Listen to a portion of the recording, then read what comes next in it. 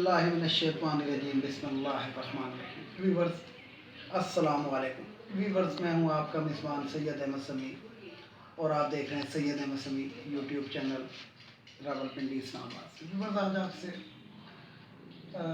बहुत ही इम्पोर्टेंट किस्म की 3 बातें करनी है। पॉलिटिकल बातें, पॉलिटिकल यानी कि जिसे कहते हैं कि सियासी, तो बहुत ज़रूरी है, ज़रा गौर से सुनिएगा। सबसे पहली बात तो ये है कि इंडिया में जिसे कहते हैं कि कोरोना ने बड़ी तबाही मचाई। और जो मोदी साहब जो थे, जो कहते थे कि जनाब इंडिया से कोई लोग सबक सीखे और हमने ये किया है और हमने वो किया है, तो इंडिया के अंदर इस टाइम ऐसी तबाही मच रही है। क्योंकि जब वो हुआ ये कि जब इंडिया के अंदर ये कोरोना का वो हुआ था, तो एक तो इन्होंने, याद होगा आपको, कि पूरे मुल्क पर कर्फ्यू टाइप का लगाया था।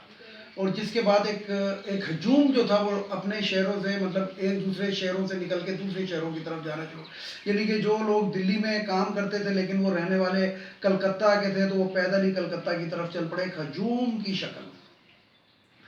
फिर वहाँ पे एक जिसे कहते हैं कि करप्शन भी है। करप्शन किस किस्म की है कि वहाँ पे हिंदुत्व चलता है।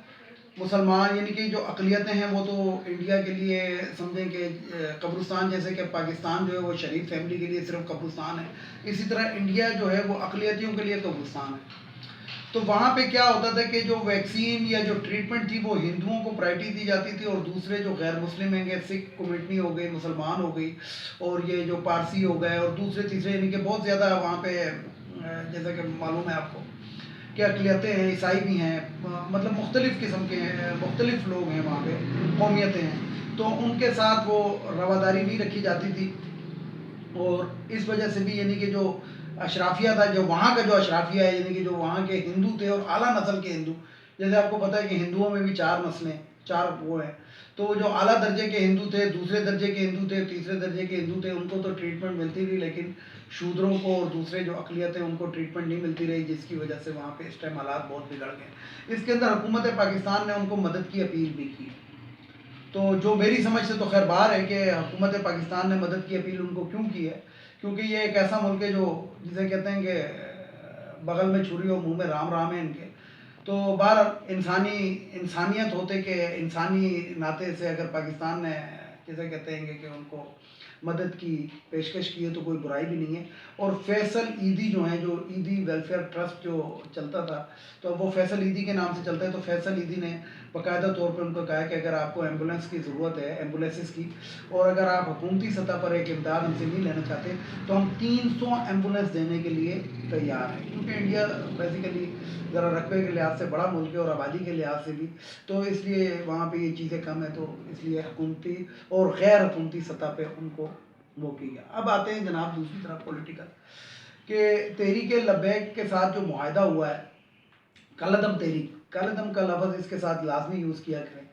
अब उनको ये एहसास दिलाया भी जा रहा है, उनको भी पता लग गया है कि सियासत के अंदर ये मार धाड़ और ये चीज़ें नहीं चलती।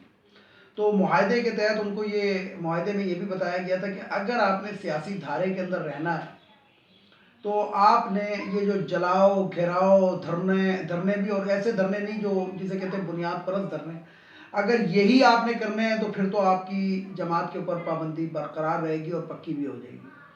लेकिन अगर आप इसका कोई एफिडेविट यानी कि बाकायदा गारंटी, अंडरटेकिंग जिसको कहते हैं, अंडरटेकिंग आप देते हैं, और इनके सरबराहान बड़े बड़े लोग देते हैं कि आइंदा इस किस्म की जलाओ गिराओ तशद्दुद अमेज वाक़यात नहीं होंगे, इनके किसी धरने में, इनके किसी जलसे में, इनके किसी जुलूस में, और गैर जिसे कहते हैं कि ऐसी तकारीर नहीं होंगी कि जिनसे दूसरे लोगों को, क्योंकि पाकिस्तान के अंदर भी तो सिर्फ मुसलमान ही तो नहीं रहते, यहाँ पे ईसाई भी रहते हैं, हिंदू भी रहते हैं, सिख भी रहते हैं, पारसी भी रहते हैं, कादियानी भी रहते हैं, तो यहाँ पे भी बहुत सारी कौमियतें हैं। तो उन्होंने कहा आप कोई ऐसी तकारीर नहीं करेंगे कि जिससे मुसलमान ये पाकिस्तान के अंदर रहने वाले दूसरी कौमियतों को तकलीफ़ हो। तो उनको ये बावर भी कराया जा रहा है। वैसे तो उनको खुद भी ये पता लग चुका है कि ये इतना आसान काम नहीं है सियासत के अंदर पार्टी बना लेना, पार्टी को किसी तरीके से रजिस्टर्ड करा लेना, और उसके बाद आप पूरे मुल्क के अंदर इस तरह की अगर हरकतें करें तो आपको कोई नहीं, ऐसी बात नहीं है। पाकिस्तान के अंदर या किसी भी मुल्क के अंदर सियासत के एक लाए अमल होते हैं, और उस लाए अमल के ऊपर आपको चलना होता है।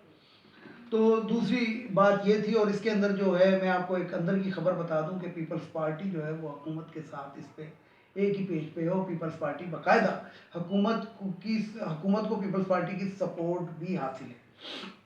یہاں پہ اب تیسری خبر میں آپ کو دے دوں کہ بھرپور کوشش ہے پیپلز پارٹی کی وہ کہ نون لیگ کو ہر جگہ سے آؤٹ کر دیا جائے، جیسے انہوں نے کسی طریقے سے سینٹ سے آپ کے سامنے آؤٹ کر دیا، حالانکہ سینٹ کے اندر ان کے پاس سیٹیں بھی زیادہ تھیں، لیکن بہرحال قائد حزب اختلاف جو تھا وہ سینٹ کے اندر یوسف رضا گیلانی صاحب کو لے آئے گئے اور وہاں سے نون لیگ کو آؤٹ کر دیا گیا۔ اب بھرپور کوشش ہے کہ قومی اسمبلی سے بھی نون لیگ کو آؤٹ کر دیا جائے، اور اس کے اندر سونے پہ سہاگا یہ کہ وہ جو پوٹواری خچر ہے گا، پوٹوار کے اندر خچر بھی بہت ہوتے ہیں، آپ کو پتہ ہے پہاڑ کے اوپر چڑھنا مطلب ذرا مشکل ہوتا ہے، تو یہاں پہ لوگ خچر پالتے ہیں، تو ایک خچر ادھر لوگوں نے پالا ہوا ہے جس کا نام شاہد خاقان عباسی ہے۔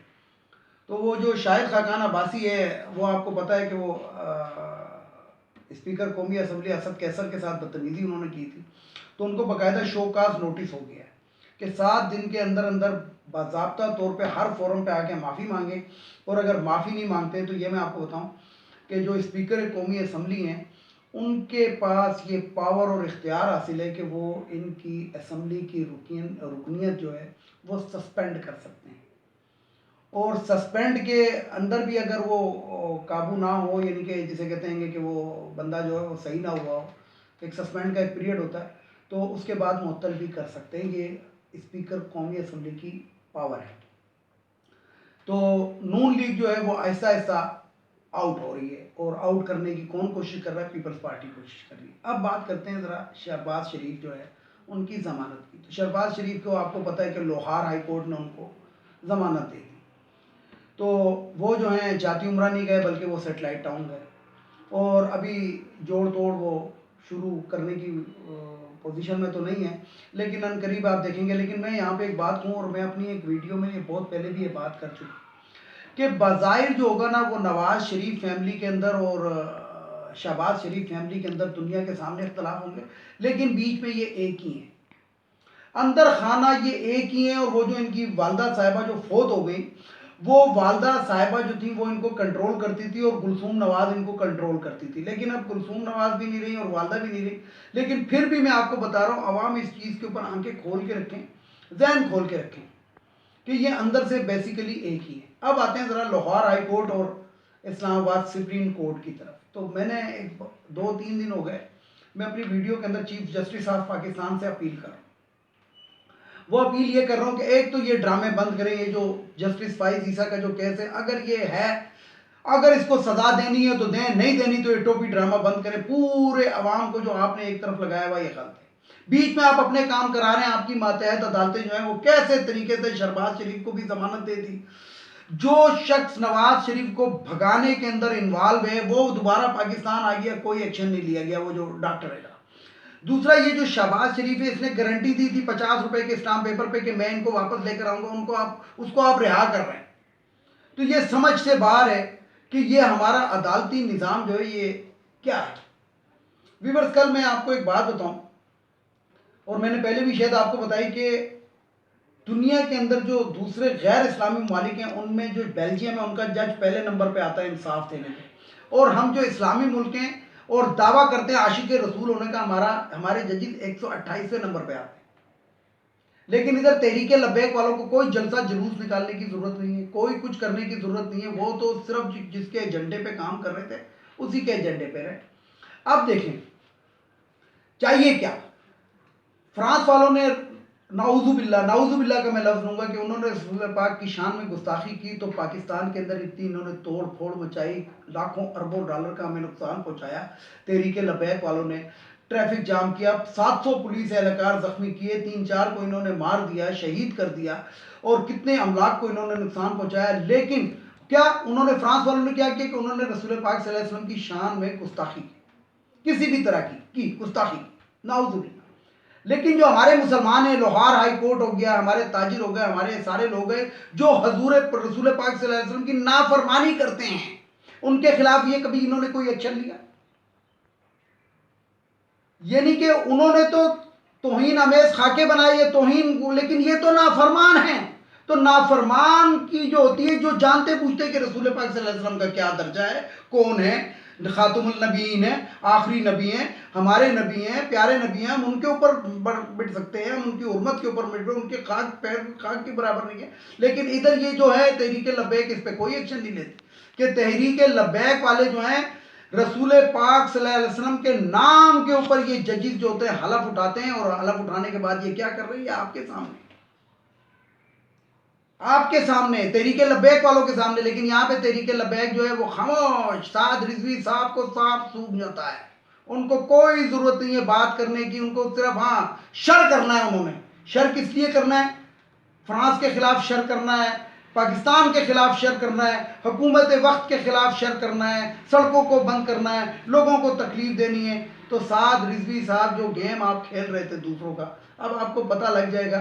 سیاست پہ تو آپ آ گئے، کیونکہ سیاست میں تو اب آپ کو آنا پڑے گا. پہلے تو لوڑی لنگڑی اس کے اندر تھے، پہلے تو آپ سمجھ رہے تھے کہ بدماشی کرو، اس کا سیاست نام ہے، لیکن اب آپ کو پتہ لگ گیا کہ بھاگے کیسے کھینچی جاتی ہیں.